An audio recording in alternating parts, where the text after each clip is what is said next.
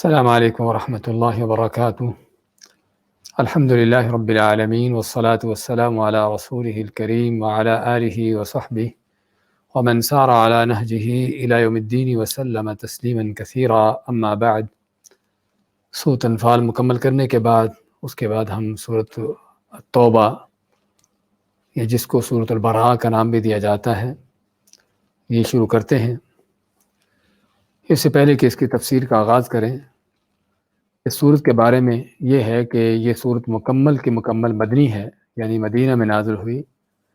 اور مدینہ کے بھی تقریباً آخری دور میں 9 ہجری کو اور 10 ہجری کو اس کا نزول ہوتا ہے۔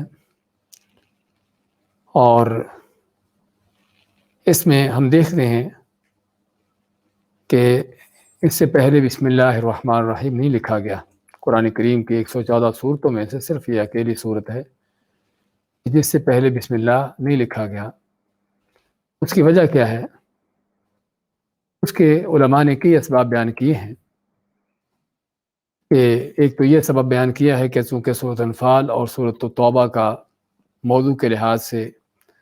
کافی اس میں یعنی میل جول ہے، اور ایک ہی موضوع چل رہا ہے جو سورۃ انفال کا ہے، سورۃ توبہ وہی چیزیں چل رہی ہیں، تو اس لیے بسم اللہ الرحمن الرحیم نہیں لکھی گئی۔ لیکن یہ سبب جو ہے حقیقت میں اگر یہ ہو تو کئی صورتیں اس طرح سے ہیں کہ جن کے موضوعات ملتے جلتے ہیں، لیکن اس کے باوجود ان کو الگ الگ صورت کے طور پر بسم اللہ الرحمن الرحیم اس میں لکھا گیا ہے۔ اور دوسرا سبب یہ ذکر کیا جاتا ہے، اور سبب وہ قوی ہے، کہ عربوں کے ہاں یہ معمول تھا کہ جب کوئی کسی کے ساتھ کوئی قتل و قتال کا، جنگ کا کوئی معاملہ کرنا ہوتا یا کوئی معاہدے کا ختم کرنا ہوتا، تو ایسے موقع پر جو ہے کوئی جو معاہدہ لکھا جاتا تو اس پر بسم اللہ الرحمن الرحیم نہیں لکھی جاتی تھی۔ تو چونکہ یہاں پر بھی کافروں کے ساتھ قتل و قتال کا بھی بیان ہو رہا ہے سو اس صورت میں تو کافی تفصیل سے، اور جو ان کے ساتھ کیے ہوئے معاہدات تھے اس کی پہلی آیت میں ہی ان معاہدات کو ختم کرنے کا اعلان کیا جاتا ہے، تو اس لیے اس سورت سے پہلے بسم اللہ الرحمن الرحیم نہیں لکھا گیا۔ اور جو سب سے بنیادی وجہ ہم کہیں گے وہ یہی ہے کہ نبی کریم صلی اللہ علیہ وسلم نے اس سورت کے آغاز میں بسم اللہ الرحمن الرحیم نہیں لکھوائی، تو اس لیے صحابہ اکرام نے بھی نہیں لکھی۔ ابن عباس رضی اللہ تعالیٰ عنہ کے بارے میں آتا ہے کہ فرماتے ہیں کہ ہم ایک سورت کا دوسری سورت سے فرق بسم اللہ الرحمن الرحیم جانتے تھے، یعنی آپ صلی اللہ علیہ وسلم کسی سورت کے آغاز میں بسم اللہ الرحمن الرحیم لکھواتے تھے تو پتہ چلتا تھا کہ یہ نئی سورت ہے، تو یہ سورت تو الگ ہے لیکن آپ نے اس سے پہلے بسم اللہ نہیں لکھوائی، تو صحابہ اکرام نے بھی نہیں لکھی۔ اور صحابہ اکرام کا اس سورت سے پہلے بسم اللہ نہ لکھنا حقیقت میں ایک بہت عظیم بات کی طرف اشارہ ہے، اور وہ کیا ہے کہ صحابہ اکرام قرآن کریم کی جمع کرنے میں، اس کو لکھنے میں کیا ان کی احتیاط کا پہلو تھا کہ جو چیز نبی کریم علیہ الصلوۃ والسلام نے لکھوائی ہے، جس انداز سے لکھوائی ہے انہوں نے اسی انداز سے اس کو لکھا ہے، اسی حد تک لکھا ہے، اس میں اپنی طرف سے کوئی کمی زیادتی نہیں کی۔ اور اس میں اس بات میں ان دین کے دشمنوں کا، صحابہ اکرام کے دشمنوں کا رد ہے کہ جو صحابہ پر بہتان لگاتے ہیں کہ انہوں نے قرآن کو بگاڑا یا انہوں نے قرآن میں رد و بدل کی، اپنی خواہشات کے مطابق اس میں جو چیز ڈالی، جو چیز نکالی، تو ان بدبختوں کا اس چیز میں بہت بڑا رد ہے کہ اگر صحابہ کرام صرف بسم اللہ الرحمن الرحیم کا یہ جملہ بھی، یہ آیت بھی لکھنے کے لیے تیار نہ ہوئے، اس وجہ سے کیونکہ اللہ کے نبی صلی اللہ علیہ وسلم نے نہیں لکھوائی۔ حالانکہ عقلی طور پر آدمی کہہ سکتا ہے کہ اگر ہر صورت سے پہلے بسم اللہ آ رہی تو یہاں پر بھی آنی چاہیے۔ اگر آپ نے فرض کرو بھول کر نہیں لکھوائی، آدمی فرض کر سکتا ہے کہ ممکن ہے بھول کر نہ لکھوائی ہو، تو عقلی طور پر آدمی کہتا ہے کہ لکھ لینی چاہیے ہم کو، لیکن انہوں نے عین نبی اکرم صلی اللہ علیہ وسلم کے احکام کے مطابق عمل پیرا ہوتے ہوئے کوئی چیز بھی آگے پیچھے نہیں کی، بلکہ جس طرح سے آپ نے حکم دیا تھا، جو لکھوایا تھا، جس حد تک لکھوایا تھا، اسی حد تک لکھا ہے۔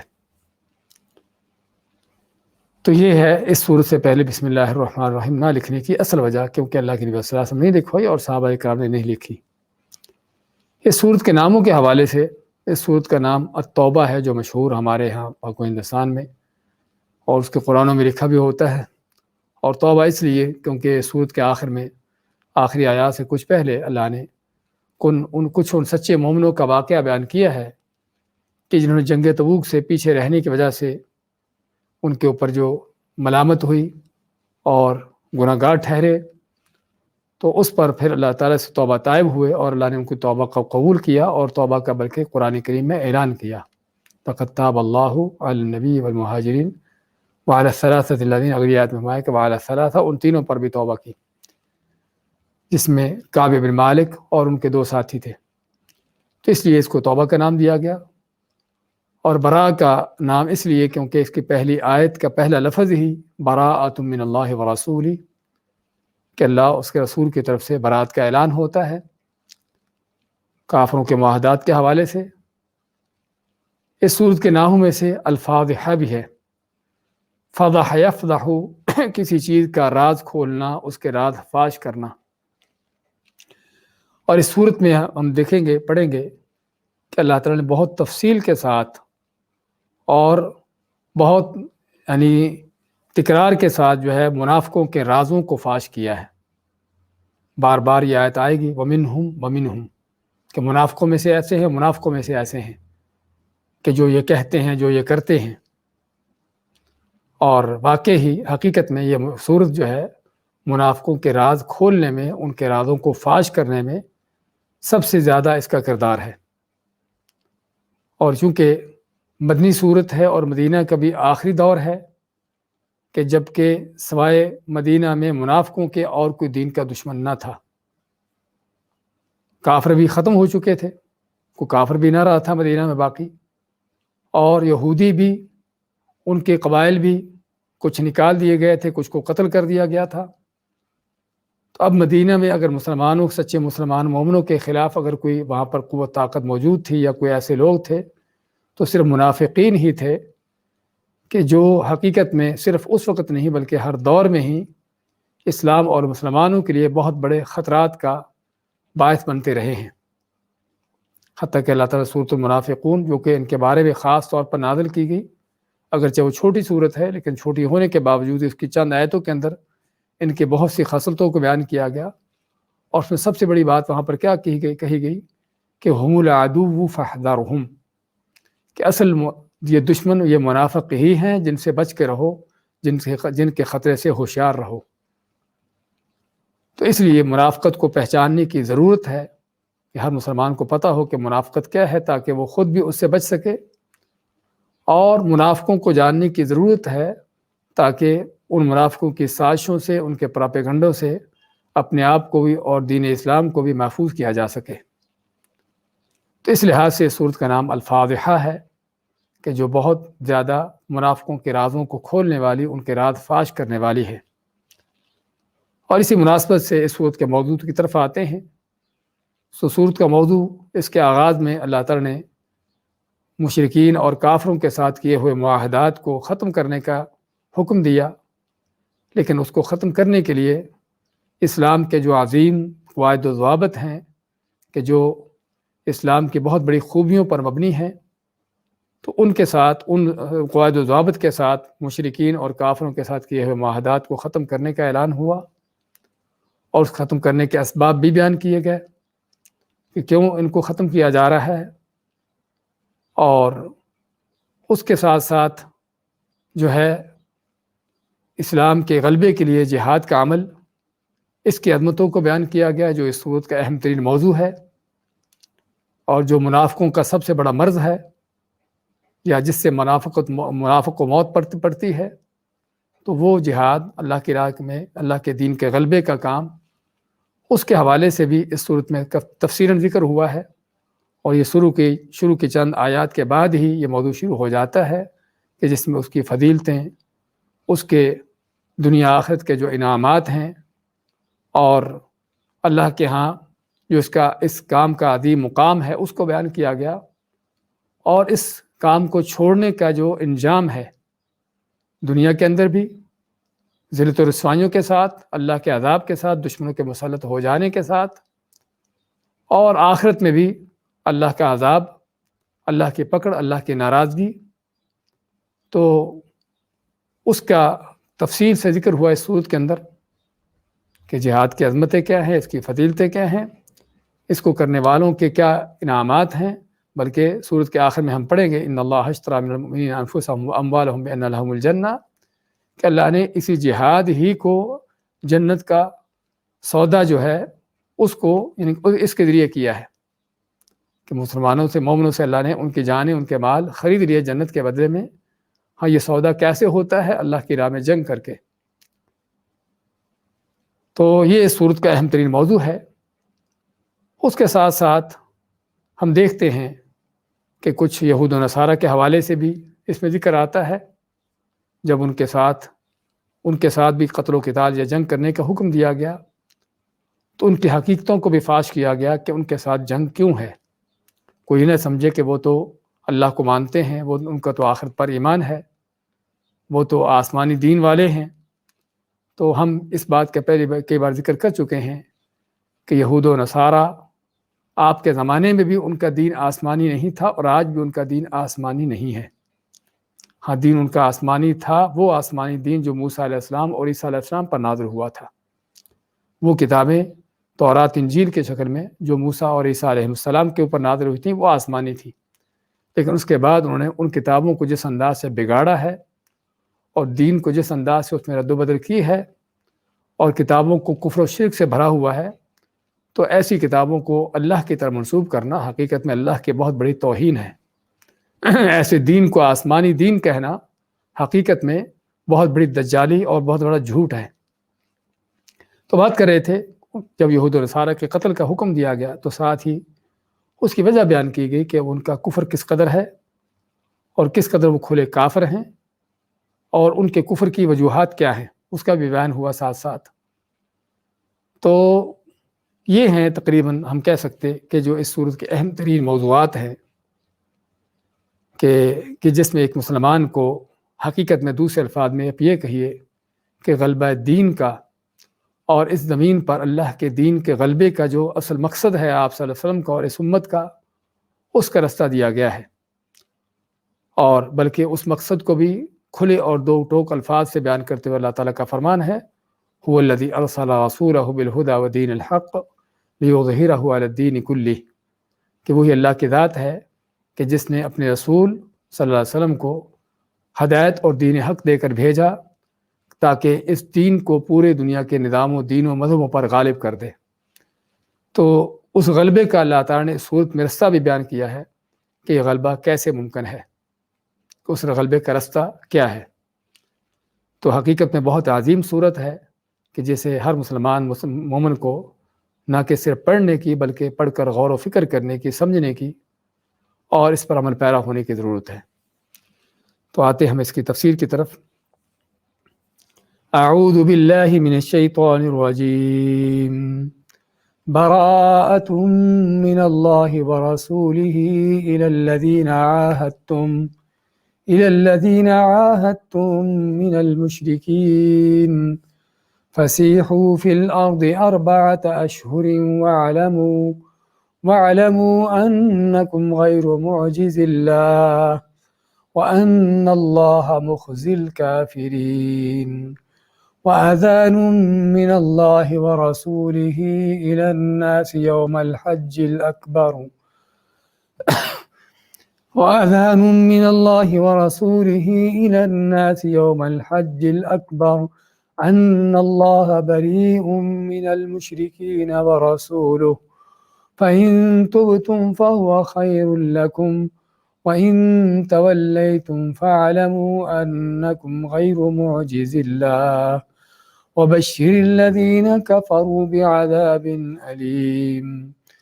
إلا الذين عاهدتم من المشركين ثم لم ينقصوكم شيئا ولم يظاهروا عليكم أحدا فأتموا إليهم عهدهم إلى مدتهم ان اللہ یحب المتقین۔ براءۃ من اللہ، براءۃ براءت ہے، براءت کا اعلان ہے، بری ذمہ ہیں اللہ تعالیٰ اور اس کے رسول، یا برات کا اعلان ہے اللہ کی طرف سے اس کے رسول کی طرف سے، الی الذین، ان لوگوں کی طرف، عاہدتم جن سے تم عہد معاہدے کر چکے، من المشرکین مشرکوں میں سے، فسیحوا فی الارض، انہیں کہو کہ چلو تم زمین میں،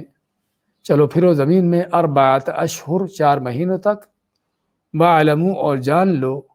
انکم غیر معجز اللہ، انکم کہ بے شک تم ہو، غیر نہیں، معجزین، معجزی کے معنی عاجز کر سکنے والے، اصل ہے معجزین کہ عاجز کر دینے والے، لیکن مضاف ہونے کی وجہ سے نون کو ختم کر دیا گیا تو معجز اللہ بن گیا، تو تم نہیں ہو عاجز کر سکنے والے اللہ تعالیٰ کو، وَأَنَّ اللَّهَ، اور بے شک اللہ تعالیٰ، مخزی الکافرین، رسوا کرنے والا ہے کافروں کو، وَأَذَانٌ مِّنَ اللَّهِ وَرَسُولِهِ، اور اعلان ہے اللہ کی طرف سے اور اس کے رسول صلی اللہ علیہ وسلم کی طرف سے، الی الناس، لوگوں کو، یوم الحج الاکبر، حج کے بڑے دن میں، ان اللہ بری، کہ بے شک اللہ تعالیٰ بری ہے، من المشرکین، مشرکوں سے، ورسولہ، اور اس کا رسول بھی بری ہے، فإن تبتم، پس اگر تم توبہ طائب ہو جاتے ہو، فہو خیر لکم، تو اس میں تمہاری خیر ہے، وإن تولیتم، اور اگر تم پھرتے ہو، فاعلموا، تو پس جان لو، انکم غیر معجز اللہ، انکم کہ بے شک تم ہو، غیر نہ، معجز اللہ، اللہ کو عاجز کر سکنے والے، وبشر الذین کفروا، اور بشارت دو ان لوگوں کو جنہوں نے کفر کیا، بعذاب علیم، دردناک عذاب کی، الا الذین عاہدتم من المشرکین، سوائے کہ جن مشرکوں سے تم نے عہد معاہدے کیے ہیں، ثم پھر لم ینقصوکم شیئا، اور انہوں نے اپنے عہد میں تم سے کوئی کمی نہیں کی، ثم پھر لم ینقصوکم، نہیں کمی کی انہوں نے تمہارے ساتھ، شیئن کچھ بھی، یعنی ان عہد معاہدوں میں کوئی کمی نہیں کی انہوں نے، ولم یظاہروا علیکم احدا، ولم، اور نہ ہی، یظاہروا، انہوں نے مدد کی، علیکم، تمہارے خلاف، احدا، کسی کی، فاتموا الیہم عہدہم، فاتموا، پس پورا کرو، تمام کرو، الیہم، ان کی طرف، عہدہم، ان کا عہد، الی مدتہم، ان کی مدت تک، جو مدت ان سے طے ہے، ان اللہ یحب المتقین، بے شک اللہ تعالیٰ محبت کرتا ہے متقی لوگوں سے، پرہیزگاروں سے۔ سورۃ توبہ کی آیت نمبر 1 سے 4 تک کی تلاوت اور ترجمہ پیش کیا گیا ہے۔ فرمایا، براءۃ من اللہ ورسولہ، بری ہونے سے، کہ بری ذمہ ہے، اور یہ بری ذمہ ہونے کا اعلان ہے اللہ اس کے رسول کی طرف سے، الی الذین، ان لوگوں کی طرف، عاہدتم من المشرکین، جن سے تم عہد معاہدے کر چکے مشرکوں میں سے۔ اس صورت کے حوالے سے یہ بھی ہے، اس کی فضیلت کے بارے میں نبی اکرم صلی اللہ علیہ وسلم کا فرمان ہے کہ یہ ان لمبی 7 صورتوں میں سے ہے کہ جس کے بارے میں آپ کا فرمان ہے کہ من اخذ السبع الاول من القرآن فهو حبر، کہ جس نے قرآن کریم کے ساتھ شروع کی، یعنی کہ میں پہلی صورتیں لیں، اور بعض دوسری روایتوں میں سب و طوال کا لفظ آتا ہے، 7 لمبی صورتیں لیں، تو وہ جو ہے وہ حبر ہے، یعنی وہ ایک بڑا عالم ہے۔ تو اس صورت کی فضیلت میں یہ بھی ہے کہ اس صورت کو حاصل کرنا، اس کو سیکھنا، اس کو معلوم کرنا جو ہے وہ علم کے اہم ترین اصولوں میں سے ہے۔ تو فرماتا اللہ تعالیٰ کہ برات کا اعلان ہے اللہ کی طرف سے اور اس کے رسول صلی اللہ علیہ وسلم کی طرف سے ان مشرکوں کو کہ جن کے تم عہد معاہدے کر چکے۔ برات کا اعلان کے معنی کہ ان معاہدات کو ختم کیا جاتا ہے، ان معاہدوں سے اللہ تعالیٰ اس کے رسول صلی اللہ علیہ وسلم بری ہوتے ہیں، یعنی ان کو ختم کرنے کا، ان کو کینسل کرنے کا اعلان کیا جاتا ہے، اور یہ ہے غلبہ اسلام کے، اس کے نتائج، اس کے اثرات میں سے۔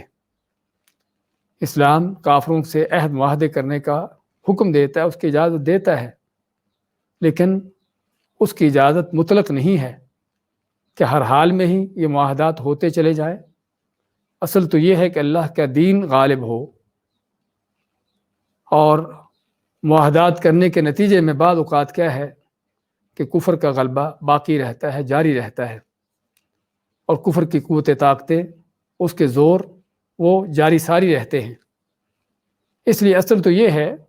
کہ اسلام کا غلبہ کرتے ہوئے کفر کی قوت و طاقتوں کو دبایا جائے، ان کو توڑا جائے، ختم کیا جائے، جس طرح کہ ہم نے ذکر کیا تھا سابقہ سورۃ انفال کی بعض آیات میں کہ کفر کا جب غلبہ ہوتا ہے تو اس کے کیا کیا برے نتائج ہوتے ہیں، کہ حق جو ہے دبتا ہے اور حق کے رستے بند ہوتے ہیں اور حق پر چلنے والوں کے لیے مشکلات آتی ہیں، بلکہ بعض اوقات بعض حالات میں ان کے لیے چلنا ہی ناممکن ہو جاتا ہے، اور کفر پھیلتا ہے، باطل اس کا غلبہ ہوتا ہے، اور اس کے بڑے بڑے اس طرح کے غلط اثرات، اس کے نتائج، اور اس کے ساتھ ساتھ مزید دنیا میں زمین پر دنگا فساد کا اور بدامنی کا پھیلنا کفر کی وجہ سے، یہ بھی اس کے بڑے بڑے نتائج ہیں کفر کے پھیلنے سے، کفر کے غلبے سے۔ جبکہ اس کے مد مقابل اسلام کے غلبے سے اللہ تعالیٰ سب سے پہلے تو لوگوں کو ہدایت کے رستوں پر چلنے کے لیے ان کے رستے آسان ہو جاتے ہیں، ان کے رستے کھل جاتے ہیں، اور جو حق کی اور ہدایت کی تلاش میں ہوتا ہے اس کے لیے اس کو پانا آسان ہو جاتا ہے۔ اور اسی طرح جو ہے وہ جب اسلام کا غلبہ ہوتا ہے تو اس کے نتیجے میں اہل زمین کو، چاہے وہ کافر بھی کیوں نہ ہو، حتیٰ کہ انسان چھوڑ کر حیوان بھی کیوں نہ ہو، جانور بھی کیوں نہ ہو، اس کو بھی امن و امان حاصل ہوتا ہے۔ تو اس لیے اللہ تعالیٰ چاہتا ہے کہ اس زمین پر اللہ کے دین کا غلبہ ہو، اللہ کا کلمہ سر بلند ہو، اور اللہ کی شریعت نافذ ہو، تاکہ لوگ حق پر چلیں، حق کے لیے رستے ان کے پاس کھلے ہوں اور ان کو کوئی رکاوٹ نہ ہو حق پر چلنے کی، اور مزید یہ کہ ان کو امن و امان بھی حاصل ہو سکے۔ تو بات کر رہے تھے کہ اصل تو یہ ہے کہ اسلام کے غلبے کے لیے جو ہے اگر ضرورت ہے جنگ و جہاد کی، یہ جاری رکھا جائے، اور اس لیے آپ کا فرمان ہے الجہاد ماض الی یوم القیامہ، کہ جہاد جو ہے قیامت کے دن تک جاری رہے گا۔ اور آپ صلی اللہ علیہ وسلم نے اس گروہ کو، اس جماعت کی تعریف کی ہے کہ جو اللہ کے اس دین کے غلبے کے لیے یعنی کہ جہاد کا عمل جاری رکھیں گے۔ تو کہنے کا مقصد، لیکن اس کے باوجود صلح کی اجازت دی گئی ہے کافروں کے ساتھ، خصوصاً ان حالات میں کہ جب مسلمانوں کو ضرورت ہو صلح کی، جس طرح کہ حدیبیہ کے موقع پر آپ صلی اللہ علیہ وسلم نے مشرکین مکہ کے ساتھ صلح کی، اور بلکہ اس سے پہلے آپ جب مدینہ تشریف لاتے ہیں ہجرت کر کے، تو مدینہ میں مختلف طرح کے جو لوگ تھے، یہودی تھے، کافر تھے، مدینہ کے آس پاس کے مشرک قبائل تھے، ان سے آپ نے صلح کے معاہدات کیے۔ کس لیے؟ کیونکہ اس وقت ضرورت تھی، مسلمان کمزور تھے، تھوڑے تھے، اور کفر ہی دنیا میں چھایا ہوا تھا۔ تو ان حالات میں اشد ضرورت تھی کہ مسلمان اپنے تحفظ کے لیے، اپنے آپ کو بچانے کے لیے کافروں کو اپنے دشمن نہ بنائیں۔ ہاں، جو دشمن بنا ہوا ہے وہ تو ہے، لیکن باقیوں کو حتی الامکان ان کی دشمنی کو دبائیں، اس کو ختم کریں، اور اس کے ساتھ صلح کے معاہدات کیے آپ نے۔ لیکن جس طرح کے کفر کا معاملہ ہوتا ہے اور کافر کا منہج ہوتا ہے، اس کا طریقہ ہوتا ہے، کیونکہ اس کے پاس کوئی دین نہیں، اس کا کوئی اخلاق کردار کا کوئی ضابطہ نہیں، وہ اپنی خواہشات کے بندے ہوتے ہیں۔ تو اس لیے کیا ہے کہ جب بھی ان کو موقع لگتا ہے، جب بھی ان کو مسلط ان کی اپنی نظر آتی ہے، تو فوراً معاہدات کو توڑ ڈالتے ہیں۔ یہ نہیں کہ توڑنے کا اعلان کرتے ہیں یا ختم کرنے کا اعلان کرتے ہیں، بلکہ توڑ ڈالتے ہیں اچانک، اور اچانک ہی مسلمانوں کے نقصانات کرتے ہیں۔ اور تاریخ پڑھنے والا دیکھتا ہے، صرف تاریخ میں نہیں بلکہ آج بھی، کس انداز سے کافروں کی غداریاں، ان کی بے وفائیاں اور ان کی عہد شکنیاں یہ کس طرح انداز سے دیکھی جاتی ہیں، کس انداز سے عہد شکنیاں ہوتی ہیں۔ اور چونکہ اس وقت کفر قوت طاقت میں ہے، تو یہ سارے اپنے غداریاں کرنے کے باوجود بھی، ہر طرح کی دہشت گردی کرنے کے باوجود بھی، پھر بھی وہ دہشت گردی کا الزام اسی مسلمان پر دھرتا ہے کہ جو پہلے سے مظلوم ہے، جس کے ساتھ پہلے سے بے وفائیاں ہو رہی ہیں، جن کے معاہدوں کو پہلے سے توڑا جا رہا ہے۔ تو وہ جس طرح کہتے ہیں کہ جس کی لاٹھی اس کی بھینس، تو لاٹھی چونکہ کافر کے ہاتھ میں ہے تو وہ پھر جس انداز سے چاہتا اس کو چلا رہا ہے۔ تو بات کر رہے تھے کہ اسلام کے غلبے کا نتیجہ یہ تھا کہ 10 ہجری تک، 9 ہجری تک جب یہ صورت نازل ہوتی ہے، اللہ نے اس وقت تک اسلام کو اس قدر ایک قوت طاقت عطا کر دی تھی، اور اسلام زمین پر ایک قوت طاقت بن کر ابھر چکا تھا۔ اب جو ہے ضرورت نہیں تھی کہ ان غداروں کے ساتھ جو بار بار غداریاں کرتے چلے آ رہے ہیں اور عہد شکنیاں کرتے چلے آ رہے ہیں، اور بلکہ عہد شکنیاں کر کے نقصانات بھی پہنچاتے جا رہے ہیں، اب ضرورت نہیں کہ مزید ان لوگوں کے ساتھ معاہدات کو جاری رکھا جائے۔ لیکن اسلام کا عظیم انداز اور اسلام کا عظیم کردار کے بجائے ان معاہدات کو توڑ کر اچانک ان کافروں، ان معاہدہ شکنوں پر، ان بد عہدی کرنے والوں کو فوراً پکڑ کرنے کے بجائے، بلکہ اسلام کا جو عظیم کردار ہے ان معاہدات کو ختم کرنے کا اعلان، ان معاہدات کو ختم کرنے کا اعلان کروایا گیا، اور اعلان کرنے کے بعد بھی بلکہ مہلت دی گئی 4 مہینے کی، جس طرح کہ آیات میں پڑھ رہے ہیں ہم کہ مہلت دی گئی۔ اس کے بعد جو ہے پھر بھی اگر کوئی اسلام دشمنی پر بضد ہے اور اسلام کے خلاف کوئی اللہ کے دین کے دعوت میں روڑے اٹکاتا ہے، اور پھر بھی کوئی اللہ کے اس سچے دین کے مقابلے میں کھڑا ہوتا ہے، تو پھر جو ہے ایسے لوگوں کو ان کو قتل کرنے کا حکم دیا گیا، ان کو سزا دینے کا حکم دیا گیا۔ اور جسے پتہ چلتا ہے کہ اسلام حقیقت میں اگر اس دنیا میں کوئی آئیڈیل دین ہے، اپنے اخلاق و کردار میں، اپنے معاملات میں، حتیٰ کہ دشمن کے ساتھ بھی، صرف اپنوں کے ساتھ نہیں بلکہ دشمن کے ساتھ بھی، تو آپ کو اسلام سے بڑھ کر کوئی ایسا دین نظر نہیں آئے گا جس میں یہ قواعد و ضوابط ہوں، یہ رول ہوں۔ تو چنانچہ فرماتا اللہ تعالیٰ براءۃ من اللہ ورسولہ، بری ذمہ ہونے کا اعلان ہے اللہ اس کے رسول کی طرف سے، ان کی جانب سے اعلان ہے۔ کن کے لیے؟ الی الذین عاہدتم من المشرکین، کہ جن مشرکوں سے تم معاہدات کر چکے ہو، تو ان سے جو ہے بری ذمہ ہونے کا اعلان کیا جاتا ہے۔ اور اعلان کیوں کیا جاتا ہے بری ذمہ ہونے کا، ان کے معاہدات کو کیوں ختم کرنے کا اعلان کیا جاتا ہے؟ کہ جو ان کی بدعہدیاں چلتی رہی ہیں، اگلی آیتوں میں اس بات کا ذکر آتا ہے، لا یرقبون فی مؤمن الا ولا ذمہ، ان مشرکوں کا، کافروں کا حال بیان کرتے ہوئے اللہ فرماتا ہے کہ کسی مومن کے حوالے سے نہ تو کسی رشتہ داری کا ان کو احساس ہوتا ہے، ان مشرکوں کافروں کو، اور نہ ہی کسی عہد معاہدے کا پاس ہوتا ہے، نہ رشتہ داری دیکھتے ہیں کہ ہمارے رشتہ دار ہے یا فلاں ہے، کہ جس طرح کہ نبی کریم صلی اللہ علیہ وسلم آپ کے صحابہ نے دیکھا جنگ بدر میں کہ جو قیدی ہو گئے تھے، ان کے بارے میں بھی آپ صلی اللہ علیہ وسلم نے ان صحابہ کی رائے کو قبول کیا کہ جنہوں نے کہا کہ ہمارے رشتہ دار ہیں، کوئی بات نہیں، اگر کفر پر ہے تو شاید اللہ ان کو ہدایت دے دے، تو ان سے فدیہ لے کر ان کو چھوڑ دیا جائے۔ حالانکہ یہ وہی لوگ تھے کہ جو مسلمانوں کو 13 سال تک مکہ میں اذیتیں دیتے رہے تھے، اور اب بھی مسلمانوں کو، اسلام کو ختم کرنے کے لیے بدر کے میدان میں پہنچ چکے تھے۔ اللہ تعالیٰ تو چاہتا تھا کہ ان کی گردنیں کٹے، ان کے خون بہیں، لیکن رسول کریم صلی اللہ علیہ وسلم کی شفقت مہربانیاں، اور اسی طرح آپ کے ساتھی، آپ کے صحابہ کرام کی بھی ان کے دل میں بھی ایک انسان ہونے کے حوالے سے، انسانیت کے ناطے سے جو ایک رحم دلی تھی، تو وہ یہی تھی کہ چلو ہمارے بھائی بندے ہیں، اللہ تعالیٰ ان کو ہدایت دے دے گا، تو اس لیے ان کو فدیہ لے کر چھوڑ دیا جائے۔ لیکن اس کے مد مقابل کافر جو ہے اس کو دیکھا جائے تو کہیں بھی کسی وقت بھی اس کو موقع ملتا ہے، نہیں دیکھتا کہ کوئی رشتہ داری ہے، نہیں دیکھتا کہ کوئی عہد معاہدہ ہے، تو اس کو اپنے مفادات کی ہوتی ہے۔ تو ماتا اللہ تعالیٰ لا یرقبون فی مؤمن الا ولا ذمہ، کہ مومن و مسلمانوں کے خلاف کارروائی کرتے ہوئے نہ تو کسی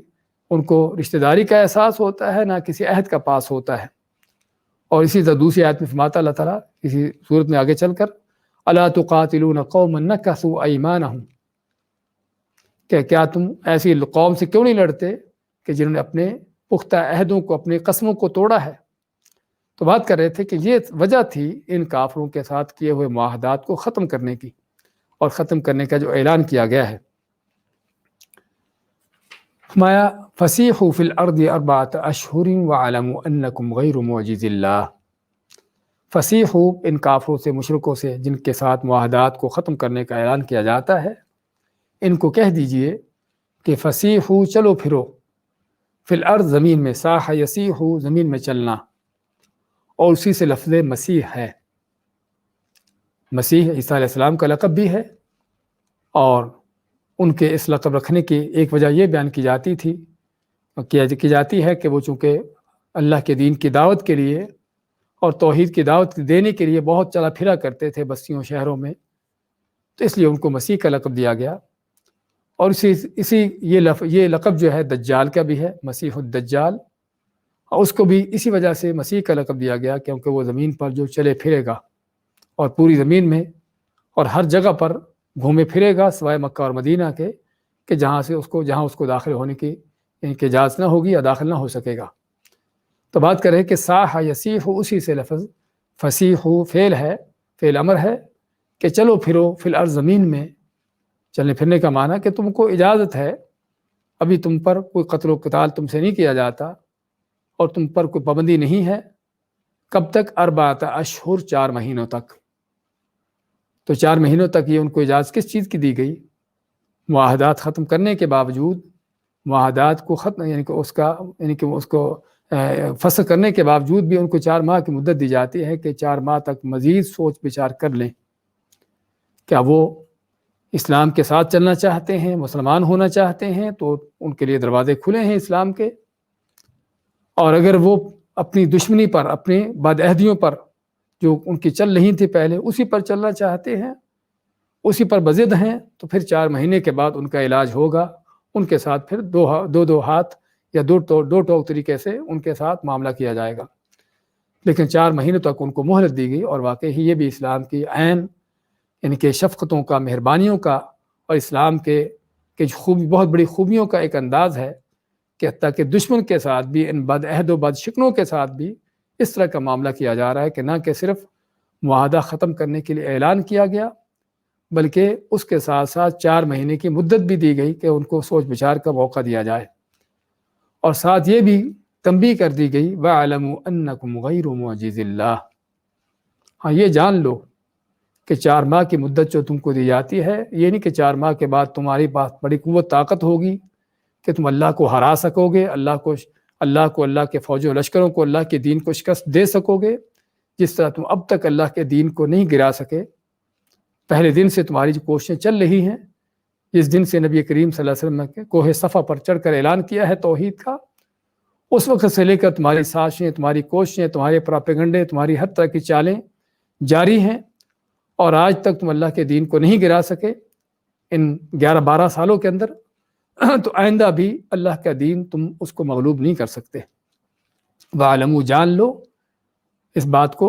نوٹ کر لو، انکم، کہ بے شک تم غیر نہیں ہو معجز اللہ، جس طرح ذکر کیا کہ اصل معجزین ہے تو یعنی عاجز کر سکنے والے، تو اس کا نون جو ہے مضاف ہونے کی وجہ سے گرا دیا گیا، معجز اللہ، کہ تم اللہ کو عاجز نہیں کر سکنے والے۔ اور اللہ کو عاجز کرنے کا معنی کہ اللہ کے دین کو مغلوب کر دینا،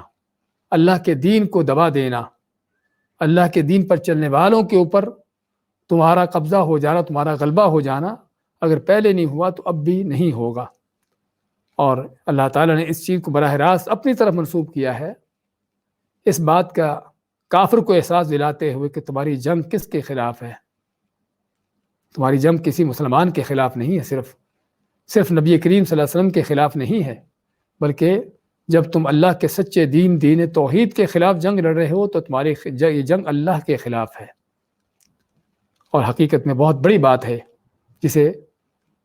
کافر کو بھی جاننے کی ضرورت ہے کہ کافر مشرک جب توحید اور سنت کے خلاف کارروائی کرتا ہے تو اس کی یہ کارروائی کسی بندے کے خلاف نہیں، کسی گروہ جماعت کے خلاف نہیں،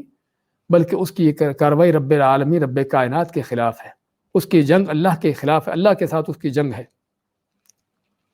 اور اس کے ساتھ ساتھ مسلمانوں کو بھی بہت بڑی بشارت ہے، اہل ایمان کے لیے بہت بڑی بشارت ہے کہ تم کون ہو؟ تم وہ ہو جو اللہ والے ہو،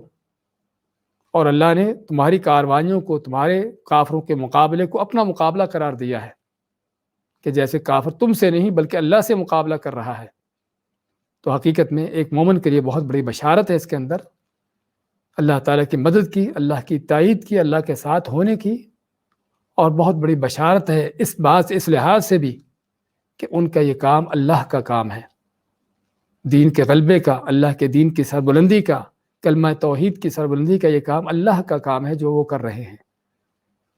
تو حقیقت میں یہ لفظ جو ہے غیر معجز اللہ سمجھنے کی ضرورت ہے، وہاں کہ جان لو کہ تم اللہ کو عاجز نہیں کر سکنے والے، کہ اللہ کو یعنی کہ اللہ کے دین کو مغلوب کر دو، اس کے اوپر چھا جاؤ، اس کو دبا دو یا اللہ کا دین مٹا دو، ایسا نہیں ہوگا۔ وَأَنَّ اللَّهَ مُخْزِي الْكَافِرِينَ،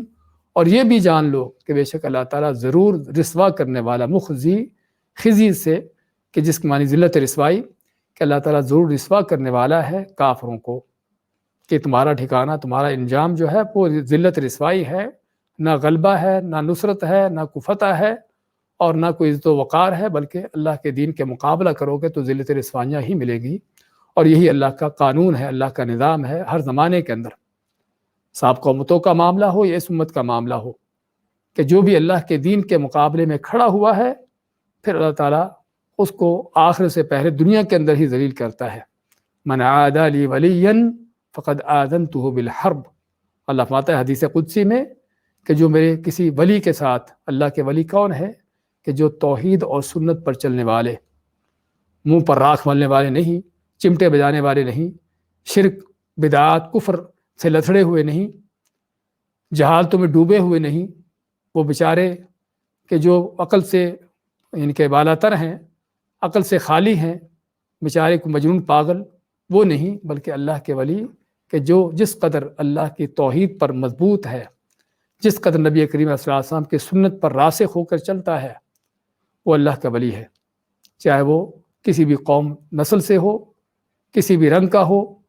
اور کوئی بھی اس کا یعنی کہ اس کا جاب ہو، کسی طرح کا وہ اپنی روزی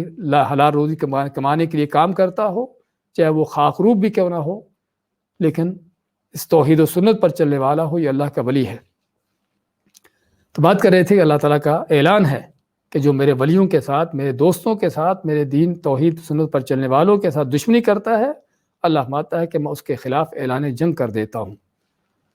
تو یہاں پر اس جملے کے اندر کہ کافروں کو تنبیہ کہ تم نہ تو اللہ کے دین کو ہرا سکتے ہو، نہ اللہ والوں کو مغلوب کر سکتے ہو، اور اللہ تعالیٰ تم کو رسوا کر کے رہے گا، اور جو بھی اللہ کے دین کے مقابلے میں کھڑا ہوتا ہے اس کے لیے ذلت رسوائیاں ہی مقدر ہوتی ہیں۔ وَأَذَانٌ مِّنَ اللَّهِ وَرَسُولِهِ، ہاں جو اعلان کیا گیا تھا معاہدات کو ختم کرنے کا، وہ کیا ہے؟ وہ یہاں پر ہے وَأَذَانٌ مِّنَ اللَّهِ وَرَسُولِهِ، اور اعلان ہے اللہ کی طرف سے، اس کے رسول صلی اللہ علیہ وسلم کی طرف سے، إِلَى النَّاسِ، تمام لوگوں کی طرف، یوم الحج الاکبر، حج کے بڑے دن میں، ان اللہ بریء من المشرکین ورسولہ، کہ بے شک اللہ تعالیٰ بری ہے مشرکوں سے اور اس کا رسول بھی بری ہے۔ تو یہ اعلان جو حج کے بڑے دن میں کیا گیا، کب کیا گیا؟ یہ 9 ذو الحج کو، آپ صلی اللہ علیہ وسلم کی ہجرت کا جو 9واں سال ہے، یعنی کہ ہجرت کے 9ویں سال، ہجرت کے 9ویں سال، اور ذو الحجہ کا 10 تاریخ تھی یوم النحر، یعنی ذو الحجہ کی 10 تاریخ یوم النحر جس کو بولتے ہیں، اور ہجرت کا 9واں سال۔ اور حج جو ہے کیا اس سال فرض ہوتا ہے یا اس سے پہلے سال فرض ہوتا ہے؟ بعض علماء کے نزدیک حج جو ہے 8 ہجری کو فرض ہو جاتا ہے، کہ جس سال مکہ فتح ہوا ہے اسی سال حج فرض ہو جاتا ہے، لیکن اس سال آپ صلی اللہ علیہ وسلم نے لوگوں کو حج کرنے کے لیے کوئی پابندی نہیں لگائی، چھوڑ دیا، اور اس سال مشرکوں نے بھی حج کیا، یعنی کہ مسلمانوں نے بھی حج کیا، کوئی اس میں کسی طرح کا کوئی پابندی نہ تھی، کوئی اعلان نہ کیا گیا، اور اس میں آپ صلی اللہ علیہ وسلم نے کوئی امیر بھی مقرر نہ کیا جس طرح کہا جاتا ہے۔ پھر اس کے بعد 9 ہجری کو، ہجرت کے 9ویں سال، رسول کریم صلی اللہ علیہ وسلم نے حج کا قافلہ بھیجا، اور جس پر ابوبکر صدیق رضی اللہ عنہ کو ان کو امیر مقرر کیا، حج کا امیر بنایا ان کو، اور جب ان کو روانہ کر دیا اور وہ چل پڑے، مدینہ سے نکل پڑے، اس کے بعد یہ آیتیں نازل ہوتی ہیں سورۃ توبہ کی، کہ جس میں اللہ تعالیٰ نے مشرکوں سے، کافروں سے کیے ہوئے معاہدات کو ختم کرنے کا حکم دیا، اور اعلان کرنے کا حکم دیا کہ اعلان کیا جائے لوگوں کے اندر ان معاہدات کو ختم کرنے کا۔ تو آپ صلی اللہ علیہ وسلم نے حضرت علی کو یہ آیات دے کر بھیجا کہ جاؤ ابوبکر صدیق کے ساتھ جا کر ملو، امارت ابوبکر صدیق ہی کی رہتی حج میں، لیکن حضرت علی کو بھیجا کہ تاکہ وہ جا کر یہ اللہ تعالیٰ کی طرف سے جو اعلان کرنے کا حکم دیا گیا ہے تاکہ وہ اعلان کروائیں۔ اور بعض روایتوں میں آتا ہے کہ رسول کریم صلی اللہ علیہ وسلم کہ مجھے حکم دیا گیا ہے کہ اعلان آپ خود کرو یا آپ کے خاندان کا کوئی آدمی کرے، تو اس لیے آپ صلی اللہ علیہ وسلم نے حضرت علی کو بھیجا کہ وہ جا کر اس چیز کا اعلان کروائیں۔ اور اسی لیے حضرت ابو ہریرہ فرماتے ہیں کہ ذوالحجہ کی 10 تاریخ کو جو یوم النحر ہے، عید کا دن ہوتا ہے، قربانی کا دن، اس دن فرماتے ہیں کہ ہم مینا میں تھے، تو میں بھی ان لوگوں کے ساتھ تھا کہ جنہیں ابوبکر صدیق نے بھیجا یہ اعلان کرنے کے لیے۔ یعنی حضرت علی نے آپ صلی اللہ علیہ وسلم کا لا کے پیغام سنایا ابوبکر صدیق کو، اور وہ ساتھ رہے اس اعلان کو کرنے میں، لیکن چونکہ امارت اس حج کی ابوبکر صدیق ہی کی تھی، تو اس لیے ابو ہریرہ فرماتے ہیں رضی اللہ تعالیٰ عنہ کہ میں ان لوگوں کے ساتھ تھا کہ جو ابوبکر صدیق نے جن کو بھیجا 10 تاریخ کو قربانی کے دن، 10 ذوالحجہ کو، یوم النحر کو، کہ مینا میں مختلف جگہوں پر لوگ جہاں پر بیٹھے ہوئے تھے، جہاں جہاں لوگ رہتے تھے مینا میں، ان کے خیموں میں جا کر اعلان کروں کہ جو اللہ نے حکم دیا تھا۔ تو چنانچہ اعلان کیا ہوتا ہے اس آیت میں؟ تو صرف اللہ تعالیٰ کا یہ فرمان ہے کہ ان اللہ بری من المشرکین ورسول، کہ اللہ تعالیٰ اس کا رسول مشرکوں سے بری ہیں۔ لیکن احادیث میں ہم دیکھتے ہیں کہ اس اعلان میں اور بھی تفصیلات تھیں، کہ وہاں پر 3 بڑی چیزوں کا اعلان کیا جاتا ہے۔ ایک تو یہ کہ آج کے بعد، اس سال کے بعد کوئی مشرک حج نہ کرے، بلکہ اسی صورت میں ہم آگے چل کر پڑھیں گے کہ اللہ تعالیٰ نے مشرکوں کا ویسے ہی بیت اللہ میں حرم کے حدود میں داخلہ ہی بند کر دیا۔ یا ایھا الذین آمنوا انما المشرکون نجس فلا یقربوا المسجد الحرام بعد عامهم ھذا، کہ اللہ نے فرمایا کہ اے مومنو، اے مسلمانوں، کافر جو ہے نجس ہے، ناپاک ہے، مشرک، تو آج کے اس سال کے بعد جو ہے کوئی مشرک مسجد حرام کے قریب نہ پھٹکے۔ تو مشرکوں کا داخلہ ہی حرم میں بند کر دیا گیا، چاہے کہ وہ حج کریں۔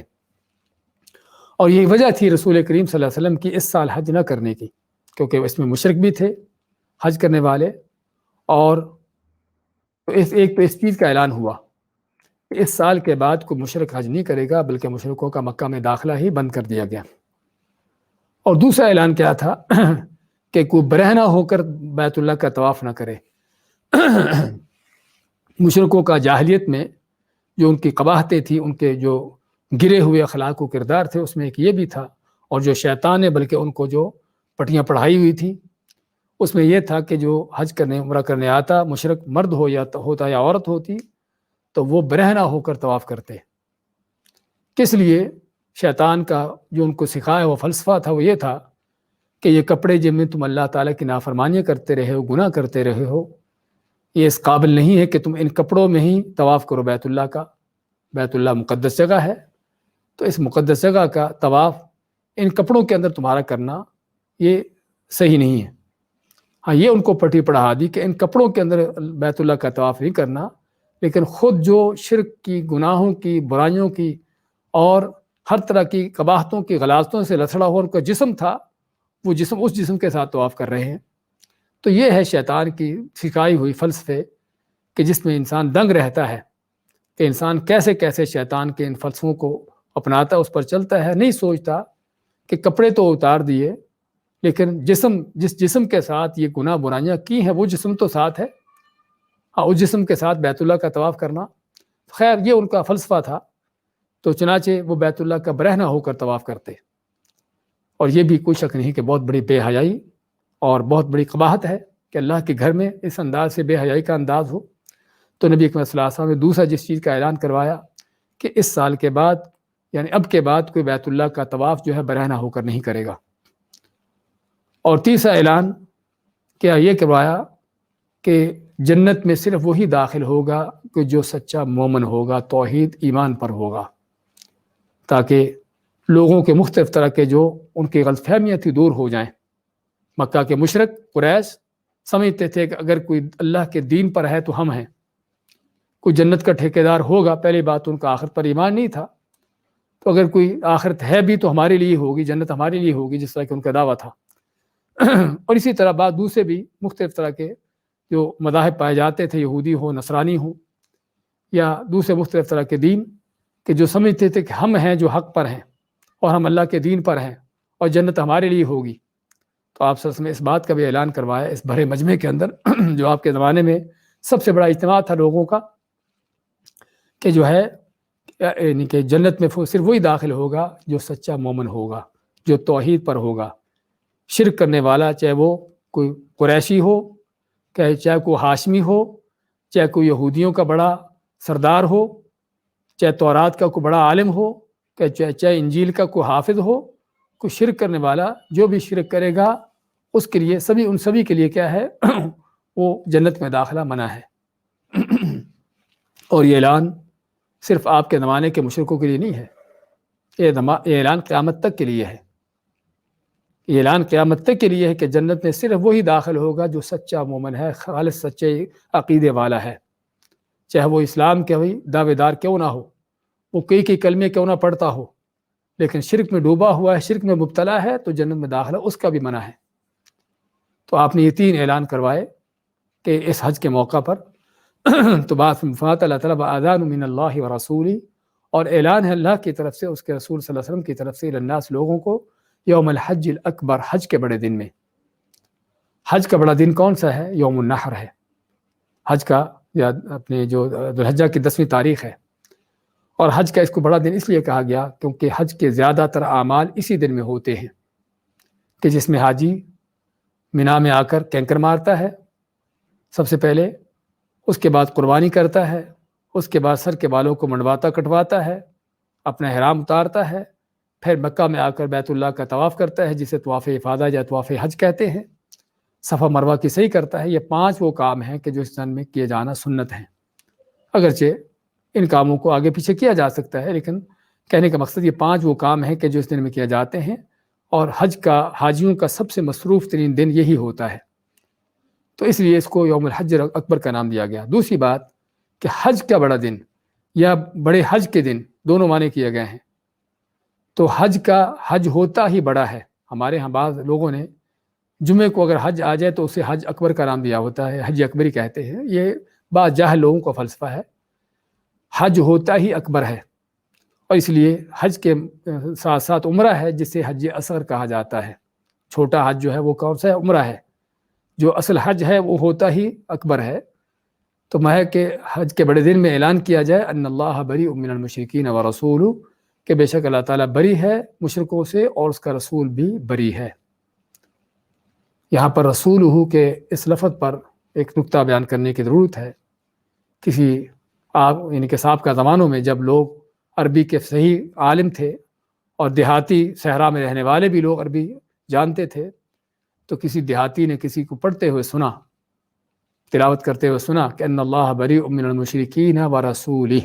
کہ لام کے نیچے اس نے زیر پڑھ دی، جس کا معنی یہ بنتا ہے کہ اللہ تعالیٰ بری ہے مشرکوں سے اور اپنے رسول سے۔ اس نے کہا نعوذ باللہ، اللہ کی پناہ، کہ اللہ تعالیٰ اپنے رسول سے بری ہو جائے، کیسے ہوگا؟ اس کو کہا کہ صحیح پڑھو، دیکھو کیا لکھا ہوا ہے۔ تو کہنے کا مقصد کہ یہ ہے عربی کا وہ باریکی کا انداز کہ معمولی زبر زیر کی غلطی سے، اس کی تبدیلی سے کتنا بڑا معنی میں فرق پیدا ہو جاتا ہے۔ فَإِن تُبْتُمْ فَهُوَ خَيْرٌ لَكُمْ، بس اگر تم توبہ طائب ہو جاتے ہو، اپنے کفر کو چھوڑ دیتے، اپنے شرک سے باز آ جاتے ہو، تو یہی تمہاری خیر ہے، اسی میں تمہاری خیر ہے، اسی میں تمہاری بہتری ہے، اور اسی میں تمہاری بھلائی ہے دنیا کی بھی، کہ تم توبہ طائب ہو کر مسلمان ہو جاؤ، اللہ کے دین میں داخل ہو کر اللہ کی رحمتوں کے دروازے تم پر کھلیں گے، امن و امان حاصل ہوگا، اور آخر تمہیں جنتیں تمہارے انتظار میں ہیں۔ اور اگر تم اس کو نہیں اپناتے، فَإِن تَوَلَّيْتُمْ فَاعْلَمُوا أَنَّكُمْ غَيْرُ مُعْجِزِ اللَّهِ، اور اگر تم پھرتے ہو پھر بھی اپنی کفر پر مصر ہو، اسی پر بضد ہو، اور اسلام کی دشمنی پر تلے ہو، تو پھر کیا ہے؟ فَإِن تَوَلَّيْتُمْ، پس اگر تم پھرتے ہو اللہ کے دین کی طرف آنے سے، توبہ طائب ہونے سے، اپنی غداریوں سے، اپنی بادہدیوں سے پھر بھی باز نہیں آتے، تو پھر کیا ہے؟ فَاعْلَمُوا، پس جان لو، أَنَّكُمْ غَيْرُ مُعْجِزِ اللَّهِ، کہ تم اللہ کو عاجز نہیں کر سکنے والے۔ ہم سورۃ انفال میں پہلے پڑھ چکے ہیں اللہ تعالیٰ کا فرمان وَلَا يَحْسَبَنَّ الَّذِينَ كَفَرُوا سَبَقُوا إِنَّهُمْ لَا يُعْجِزُونَ، کہ وہ لوگ جو کافر ہیں نہ سمجھے کہ اللہ سے آگے بڑھ گئے ہیں، اللہ سے وہ نکل گئے ہیں، اللہ کی پکڑ سے بچ گئے ہیں، اللہ کی پکڑ میں ہیں، اللہ کی گرفت میں ہیں ہر لمحے ہر وقت۔ إِنَّهُمْ لَا يُعْجِزُونَ، وہ اللہ کو عاجز نہیں کر سکنے والے۔ تو یہاں پر بھی فرمایا کہ اگر تم توبہ طائب نہیں ہوتے، اسلام کی طرف نہیں آتے، کفر کو نہیں چھوڑتے، تو پر نہ سمجھو کہ کفر اپنا کر اللہ کے دین کی دشمنیاں کر کے تم اللہ کے اوپر غالب آ جاؤ گے، اللہ کے مقابلے میں کھڑا ہو سکو گے، بلکہ فَاعْلَمُوا، جان لو، أَنَّكُمْ غَيْرُ مُعْجِزِ اللَّهِ، کہ تم نہیں عاجز کر سکنے والے اللہ کو، کہ اللہ کو ہرا دو، اللہ کو مغلوب کر دو، اللہ کے دین کو دبا دو۔ وبشر الذین کفروا بعذاب علیم، نہ تو دنیا کے اندر تم اللہ کے دین کو مغلوب کر سکتے ہو، بلکہ مغلوب ہونا تمہاری تقدیر ہے، زلزلہ رسوائیاں تمہارے مقدر میں ہے دنیا کے اندر بھی اور آخرت میں بھی۔ بشر الذین کفروا بعذاب علیم، ان کافروں کو بشارت دے دو، ان کو خبر دے دو کیا آخرت میں بھی بڑے عذاب کی، دردناک عذاب کی، کہ جس میں اس بات کی تنبیہ ہے کافر مشرک کے لیے اور ہر زمانے کے مشرک کافر کے لیے، صرف آپ کے زمانے کے ان کافروں کی بات نہیں جن کے ساتھ معاہدات کی بات ہو رہی ہے، بلکہ ہر زمانے کے مشرک کافر کے لیے تنبیہ ہے کہ اگر تم کفر و شرک سے، اپنی بدعات سے، اپنے اللہ کے دین کے مقابلے سے، توحید و سنت کی دشمنیوں سے باز نہیں آتے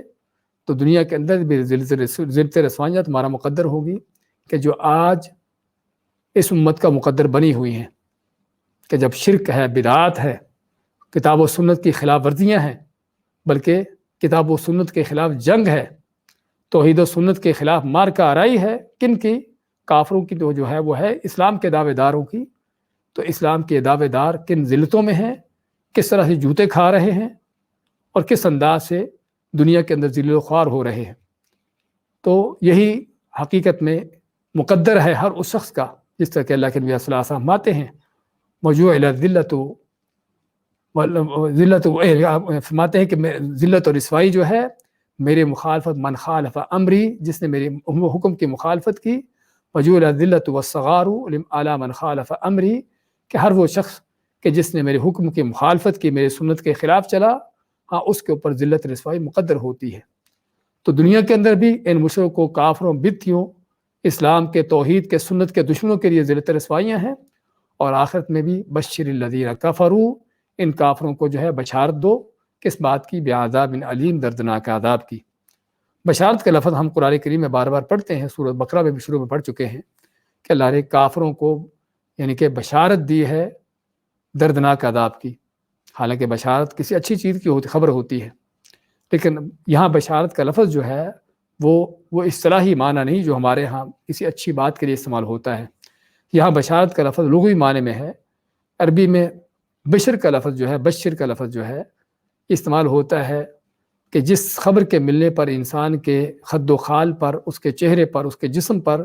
جو آثار ظاہر ہوتے ہیں، یعنی آدمی جب کوئی اچھی خبر سنتا ہے تو اس کا چہرہ کھلکھلاتا ہے، چمکتا ہے، یعنی مسکراتا ہے، خوش ہوتا ہے، تو اس اچھی خبر کے آثار اس کے چہرے پر، جسم پر ظاہر ہوتے ہیں۔ اگر کوئی بری خبر سنتا ہے آدمی تو چہرہ بگڑتا ہے، مرجھاتا ہے اور رنگ بھی بدلتا ہے بعض اوقات۔ تو اس کا معنی کیا ہے کہ انسان جو خبر سنتا ہے، اچھی ہو یا بری ہو، اس کا اثر اس کے جسم پر، اس کے چمڑی پر، اس کے جسم پر پڑتا ہے۔ اور عربی میں چمڑی کو، جسم کو کیا کہتے ہیں؟ بشرہ، اس کو بشرہ کا نام دیا جاتا ہے، تو اسی سے لفظ بشر ہے۔ تو اس لیے یہاں پر بعض اوقات کوئی کہنے والا کہتا ہے کہ بشر کا لفظ بشارت تو کسی اچھی خبر کی ہوتی ہے، تو یہاں پر اللہ تعالیٰ کافروں کو دردناک عذاب کی جو بشارت دے رہا ہے وہ کیا ہے؟ بشارت تو اچھی خبر کی ہے، ایسا کیوں ہے؟ تو یہاں پر بشارت لغوی انداز سے ہے کہ وہ خبر کہ جو سن کر آدمی یعنی کہ وہ مسکراتا ہے یا غمگین ہوتا ہے، تو وہ بشر اس کے چہرے پر، اس کے جسم پر جو آثار ظاہر ہوتے ہیں۔ اور دوسرے اس کے اندر یہ بھی ہے کہ کافر اللہ کے دین کا مذاق اڑاتے ہیں، تو اللہ تعالیٰ ان کافروں کا مذاق اڑاتا ہے اس انداز سے، ان کو بشارت دے کر، کس بات کی؟ دردناک عذاب کی۔ اسی پر اکتفا کرتے ہیں آج۔ دوبارہ دیکھیں آج کہتے ہیں براءۃ من اللہ ورسولہ، برات کا اعلان ہے، بری ہونے کا اعلان ہے اللہ اس کے رسول صلی اللہ علیہ وسلم کی طرف سے، الی الذین، ان لوگوں کو، عاہدتم من المشرکین، جن سے تم عہد معاہدے کر چکے مشرکوں میں سے، فسیحوا فی الارض، ان سے کہو کہ چلے پھرے زمین میں، اربعۃ اشہر، 4 ماہ تک، وَاعْلَمُوا، اور جان لو، انکم غیر معجز اللہ، کہ بے شک تم نہیں عاجز کر سکنے والے اللہ کو، وَأَنَّ اللَّهَ مُخْزِي الْكَافِرِينَ، اور بے شک اللہ تعالیٰ ذلیل و رسوا کرنے والا ہے کافروں کو، وَآذَانٌ مِّنَ اللَّهِ وَرَسُولِهِ، اور اعلان ہے اللہ اس کے رسول صلی اللہ علیہ وسلم کی طرف سے، الی الناس، لوگوں کو، یوم الحج الاکبر، حج کے بڑے دن میں، ان اللہ بریء من المشرکین ورسولہ، کہ بے شک اللہ تعالیٰ اور اس کا رسول صلی اللہ علیہ وسلم بری ہے مشرکوں سے، فَإِن تُبْتُمْ، پس اگر تم توبہ طائب ہو جاتے ہو، فَهُوَ خَيْرٌ لَكُمْ، تو یہی تمہارے لیے خیر بہتر ہے، وَإِن تَوَلَّيْتُمْ، اگر تم پھرتے ہو، فَاعْلَمُوا أَنَّكُمْ غَيْرُ مُعْجِزِ اللَّهِ، تو پس جان لو کہ تم نہیں عاجز کر سکنے والے اللہ کو۔ وبشر الذین کفروا بعذاب علیم، اور بشارت دے دو، خبر دے دو ان لوگوں کو جنہوں نے کفر کیا، بعذاب علیم، دردناک عذاب کی، بڑے عذاب کی۔